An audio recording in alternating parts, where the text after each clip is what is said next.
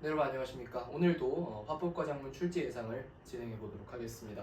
오늘은 뭐 따로 판사를 안 해놨어요. 왜냐면 다룰 내용이 이렇게 많지가 않아가지고 좀 짧게 얘기하겠습니다. 자, 화법 그 다음에 작문이죠. 시험인데 일단은 이 시험은 크게 서술형 그 다음에 객관식 문항으로 구성이 돼 있어요. 객관식 문항도 크게 세 가지로 구분이 되어 있는데 첫 번째는 일반 그냥 객관식이 있고요. 이 두 개 이상을 고르는 문제가 있습니다. 근데 얘는 개수를 알려주는 거예요. 개수를 알려주는 거. 그리고 나서 세 번째가 뭐냐면 있는 대로 골라랍니다.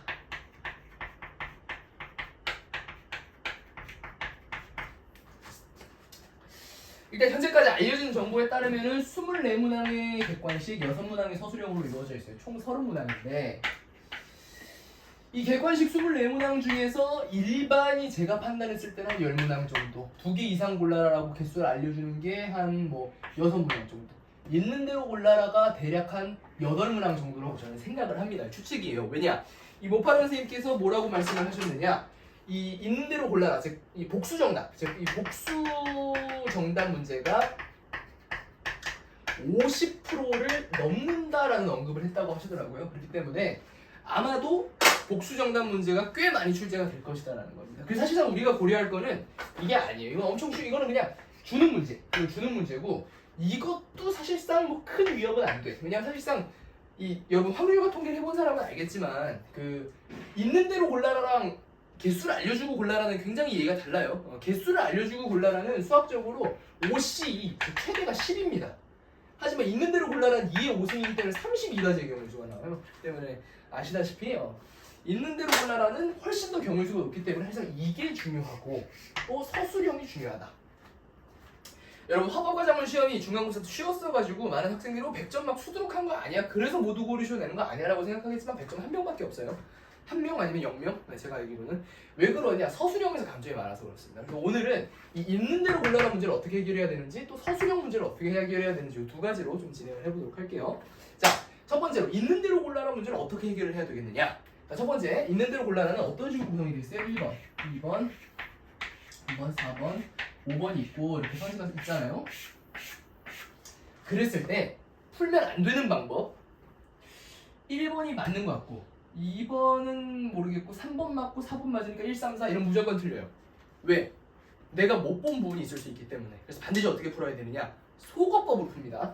이게 맞는 부분에 동그라미 치는 게 아니라 틀린 부분에 빨리 X를 치면서 날려가지고 답이 2, 3을 찾는 거예요. 이게 핵심입니다. 이게 핵심이에요. 자, 그리고 나서 이 있는 대로 골라라 문제는 내가 100% 다 맞춰야겠다 라는 생각을 버립니다.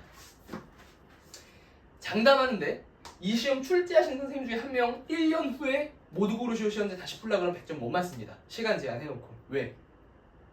이 애매한 문제가 돼서 모두 고르시오 같은 경우 제가 말했다시피 확률이 32이기 때문에 풀 수가 없어요. 100% 완성도로 풀 수가 없습니다. 근데 여러분은 꼭 100점을 맞아야 되는 게 아니잖아요. 시험에서 무슨 이게 뭐 국문학과 임용고시가 아니니까. 뭐만 넣으면 됩니까? 상위 4% 이상 혹은 뭐 11% 이상 각자의 목표가 있을 거 아니에요. 이것만 넣으면 되잖아요.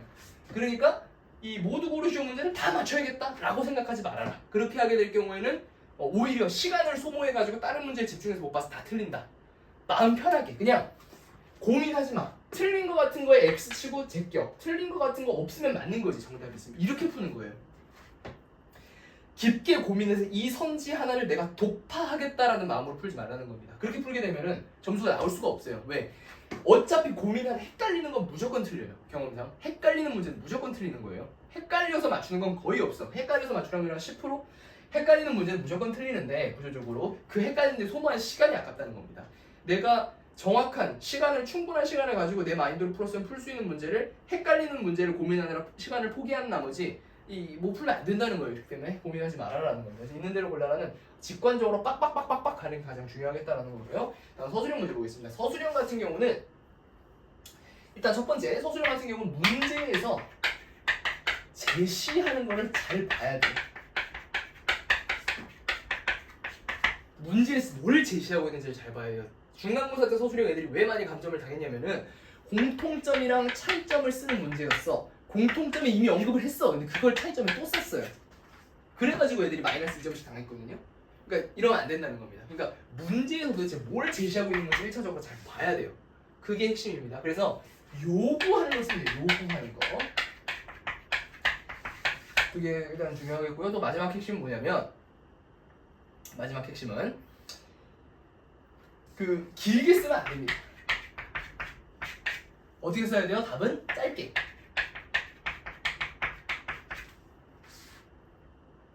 아무리 길어도 한 줄에서 두 줄 이내로. 그 다음에 완결된 문장으로. 이게 핵심이에요. 무슨 얘기냐? 예를 들어 모범 정답이 A야. 근데 여러분은 A'을 썼어. 모범 정답이 10점 만점이야. 너네들 답은 한 6점 정도 되는 것 같아. 자기 스스로 봤을 때, 그래, 답 쓸 때 좀 애매해. 그럼 여러분 생각이 뭐예요?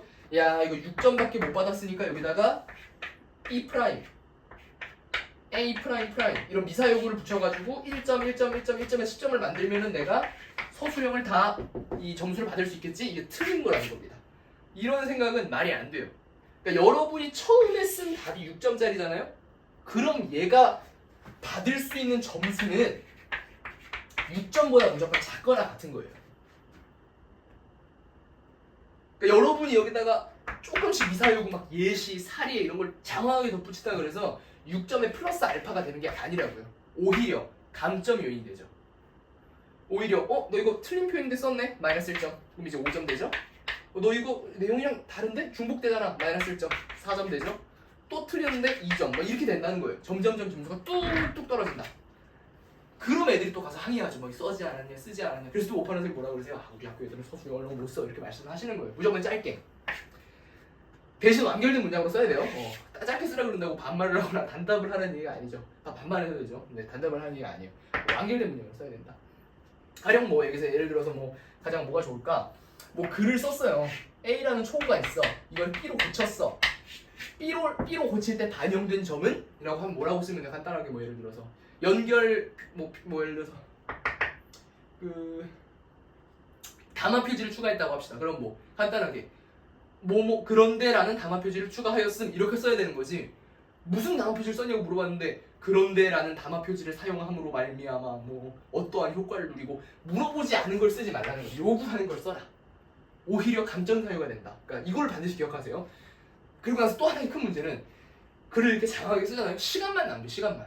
여러분 모두 고르시오라는, 특히 있는 대로 골라라라는 거는 이렇게 생각하면 돼. 있는 대로 골라라가 8문제잖아요. 그럼 이건 8문제가 아니에요. 여러분이 풀어야 되는 건 객관식 8문제가 아니라 있는 대로 고르시오 8개라는 거는 한 개당 오지선다라고 했을 때 총 40개의 OX 문제를 푸는 거랑 똑같아요. 문제가 40개라는 거야. 40개. 옳은 걸 찾는다는 전제하에 40개의 OX 문제를 풀어야 되는데 이런 서술형에 불필요한 미사역을 붙이느라고 시간을 할애해서는 안 된다는 겁니다. 그래서 이렇게까지 정리를 해가지고 마치도록 하겠어요. 이게 솔직히 뭐 합법과 작문이 뭐 중요도가 큰 과목이 아니죠. 많은 학생들에게. 그냥 솔직히 뭐 오늘 공부를 시작한 학생들도 상위권 학생들 중에서도 제가 봤을 땐 꽤 되는 것 같고, 물론 최근에 좀 봤었지만은 그래도 본격적으로 막 깊게 딥하게 보는 건 오늘이 처음이라는 학생들이 대부분일 겁니다. 그래서 뭐 저도 뭐 내용을 뭐 크게 장하게 준비하진 않았어요. 하지만 이게 시험의 특성상 또 등급이 나오는 시험의 특성상 변별을 해야 되기 때문에 모두 고르시오와 난이도의 상승은 이건 불가피하다라고 저도 봅니다. 이번 시험 모두들 잘 대비하셨으면 좋겠고요. 모두가 100점을 맞을 수는 없겠죠. 이건 뭐 절대평가가 아니니까. 이론상으로 모두가 100점을 맞으면 다 부등급 아닙니까?